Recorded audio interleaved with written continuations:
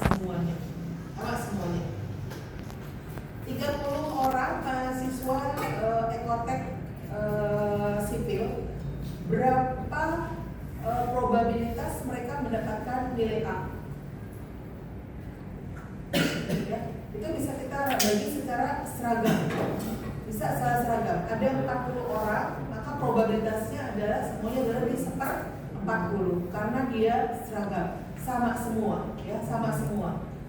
Nah, jadi dibagi atas jumlah populasi kita yang ada, ya. Jadi kalau di sini contohnya yang mudah teman-teman bisa lihat, kalau ada 3 orang mahasiswa, mereka akan mendapatkan beasiswa, peluangnya 1 orang itu berapa? Pasti yang akan dapat adalah 1 orang, ya, 1 orang. Probabilitasnya akan sama, yaitu masing-masing probabilitasnya adalah sepertiga. Kita nyatakan dalam F X, 3. X menyatakan itu adalah jumlah populasinya sebetulnya. Peluang untuk per personnya, per satuannya, per unitnya. 3-nya menyatakan jumlah populasinya. Jadi kalau kita lihat, maka peluang dari sebarannya, peluang dari kemungkinan 1 orang mendapat beasiswa itu masing-masing adalah 1/3. Dan masing-masing adalah 1/3, ya. Nah, kemudian kita juga bisa melihat untuk peluang distribusi sebaran itu sebagai bagian dari kita kajian kemarin. Kita belajar sudah kombinasi kemarin. Kombinasi sama dengan n faktorial dibagi n faktorial dikurangi n min n faktorial. Kita belajar seperti itu kemarin. Maka sekarang kita juga bisa melihat distribusi seragam sebagai komponen dari kombinasi, ya. N besar ini kita menyatakan sebagai banyaknya titik contoh dalam satu ruang. N kecil ini menyatakan unsur perubahan acaknya atau banyaknya sampel acaknya, ya. Karena di sini contohnya kalau kita akan melihat bagaimana cara menyusun baterai ya, di atas 12 baterai, kemudian kita akan menyusun satu sun itu hanya di atas 4, berapa cara penyusunannya, maka kita bisa melihat cara bentuknya kita sebut sebagai K sama dengan C, N besar dibagi N kecil, karena N besar adalah jumlah populasinya, baterai semuanya ada 12, yang menyusun hanya 4, N kecilnya hanya ada 4, maka rumusnya, dia rumus kombinasi yaitu 12 faktorial dibagi 4 faktorial kali 8 faktorial. Saya yakin teman-teman paham lah ya soal faktorial, nggak usah saya utak-atik lagi ya, soal semuanya bisa ya. Maka jumlah cara yang mungkin untuk mendapatkan susunan 4 baterai tadi itu adalah ada 495 cara. Ya, utak-atiknya bisa nanti misalkan dia 4 bisa arahnya ke sana semuanya, atau satu ke sini, atau satu lagi ke sini, ini ke sini, ya, atau kemudian mungkin arahnya disusun jadi arah ke X, Y, dan lain sebagainya. Jadi ada 495 cara apabila kita menyusun 4 baterai dari 12 baterai, ya. Nah, sementara peluang untuk keseragamannya itu adalah sebesar total populasinya. Total caranya adalah 495. Maka peluang untuk disusun atas satu cara. Tadi kan kita sepakat ya bahwa ada cara menyusunnya, misalnya ini ada cara pertama. Dan cara pertama ada 495 cara menyusun seperti ini. Probabilitas tersusun seperti ini berapa banyak? 40, 490. Ya. Kalau bentuk seperti ini satu cara yang lain. Probabilitas tersusun seperti ini berapa besar? 1/495 yang kita sebut sebagai distribusi seragam. Untuk distribusi seragam semuanya bisa kita bagi atas seperka. Ini adalah seperka, adalah jumlah populasi, ya. Oke. Berapa probabilitas saya akan sekelompok dengan C dan E? Berapa? Dan berapa probabilitas saya? 1/1140. Itu namanya distribusi seragam. Bayang ya? Oke. Sekarang kalau kita masuk ke distribusi binomial, ya. Nah, distribusi binomial itu punya ciri. Cirinya adalah dia bisa melakukan pengulangan percobaan, ya. Pengulangan percobaan, dan kemudian setiap percobaan itu selalu menyatakan atas sukses dan gagal. Sukses dan gagal. Itu adalah ciri-ciri dari distribusi binomial, ya. Contoh, kalau kita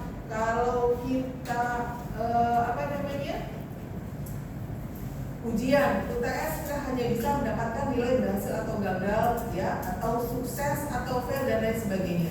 Oleh karena itu dalam distribusi binomial kita mengenal satu percobaan ulang ya.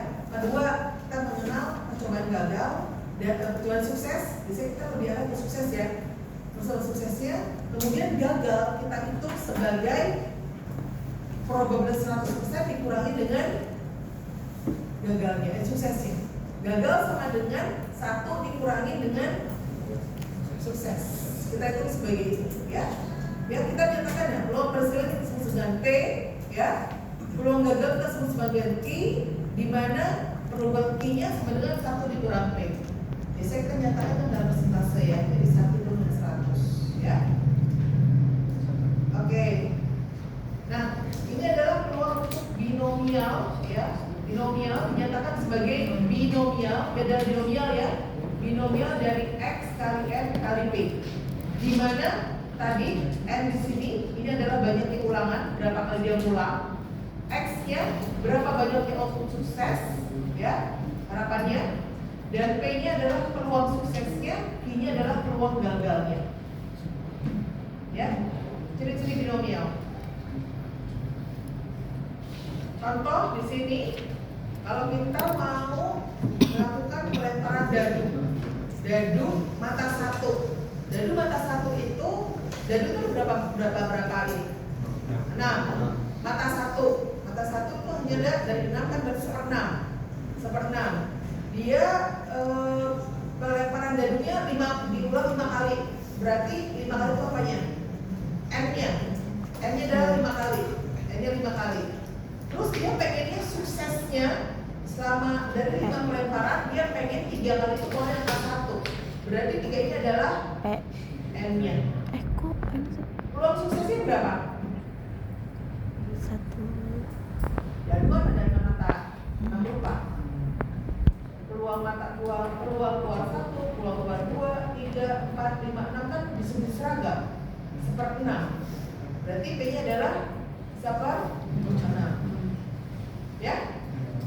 Kita mau mendapatkan mata 1 dari 5 kali pelemparan, harapannya 3 itu keluar mata 1. Paham? Dimana peluang suksesnya adalah 1/6. Maka peluang gagalnya adalah 1/6 atau 5/6. Maka kita bisa hitung berapakah probabilitasnya. Ya. D sama dengan X kali N kali P. X-nya berapa? X-nya adalah 3, N-nya berapa? 5. Dari 5 percobaan. Pengen sukses 3 kali dari 5 percobaan dengan probabilitas keluar angka 1 adalah 1/6. Kita bisa rumuskan, pada rumusnya adalah C N X kali P pangkat X kali P pangkat N min X. C pangkat C 53 ini berarti adalah kombinasi dari 3 dan 5 ya. Berarti 5 faktorial dibagi 3 faktorial dan 2 faktorial. Ini sama seperti kita bicara kombinasi. Dikali 1/6 pangkat 3. P-nya adalah 1/6 kan? X-nya diharapkan 3 kali suksesnya. Kemudian Q-nya adalah 5/6 dikali N min X. N ini tadi 5 kali percobaan, 3 kali dapat sukses. Berarti gagalnya hanya 2 kali. Jadi teman-teman bisa hitung hasil dari 0,0321. Dalam 6%, berarti dia berapa persen? 3,2% probabilitas dia akan terjadinya ya. Peluang mahasiswa mengbolos adalah 6/10. 6/10. Peluang seorang mahasiswa mengbolos. Kalau ada 5 mahasiswa ya, berapakah peluangnya akan terdapat 2 orang mahasiswa tidak membolos? Dari 5 harapannya 2 sukses. 2 dari 5 berarti N-nya berapa? 2. N-nya 5. Peluang suksesnya berapa? 2. Berapa peluang mahasiswa membolosnya? Mahasiswa membolos itu sebagai sukses atau gagal? Gagal. Suksesnya berapa? 2. Enggak. Peluangnya kan 0,6. Ini kan berarti peluang gagal. Kita kan selalu bicaranya sukses ya. Sukses dari sisi baiknya kita ambilnya. Gagalnya adalah jadinya dari I sama dengan 0,6. Berarti P-nya berapa? 0,4. Dia pengennya yang tidak membolos adalah 2 dari 5 mahasiswa. Berarti X-nya 2, N-nya 5. Maka X2 N5 B sama dengan 0,4. Binomialnya mau kita hitung dari X 5,0,4, kita hitung C 52, 0,4 pangkat 2 ya, P pangkat 2 dari X, dan 0,6 dari 5 min 2. Hasilnya adalah 0,346. Oke. Nah, kemudian teman-teman, ini adalah tadi cara yang manual teman-teman masukkan. Kita sekarang melihat bagaimana kalau kita pakai distribusi binomial. Ya. Di dalam distribusi binomial kita mengenal di sini ada n. N tadi berarti banyaknya apa? Banyaknya Jumlah pengulangan. X-nya banyak yang suksesnya. Dari kejadian. P apa? Peluang suksesnya. Maka kita tadi punya B N X P, ya. B N X P di sini ya.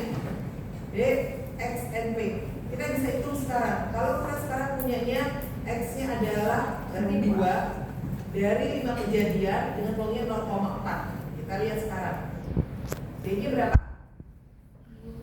2 dari 5. Ada 5 kejadian.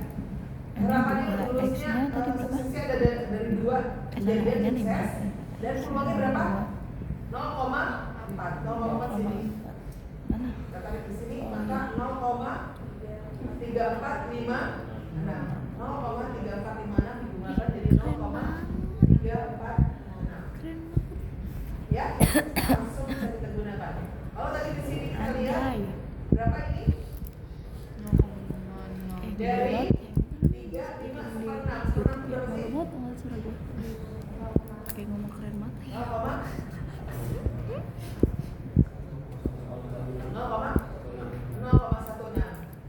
3, 5, oke. Ada 5 yang kita lakukan suksesnya 3, 0,16. Kita berarti akan lakukan interpolasi antara 0,244 dengan 0,512. Teman-teman cari di sini berapa nih 0,16-nya. Kita akan dapat nilai di sini sebagai nilai yang kita dapatkan. Kita lihat di sini nilainya berapa tadi? Tapi harus ada interpolasi dulu. 0,3. Di sini nilainya adalah antara 0,02 sama 0,05. Lakukan interpolasi. Bisa lihat interpolasinya? Bisa. Ya. Jadi itu adalah cara kita untuk mendapatkan polinomial. Ini masih lama ya? Oke. Interpolasi dulu. Di sini kita lihat kalau sekarang kita ada 5 paket ya. Suksesnya berapa? 0,8. Kita sekarang mau cari bagaimana kalau tidak ada paket terlambat. Berarti ini berapa? 0 kejadian dari 5 pengulangan dengan probabilitasnya adalah 0,2. Berapa?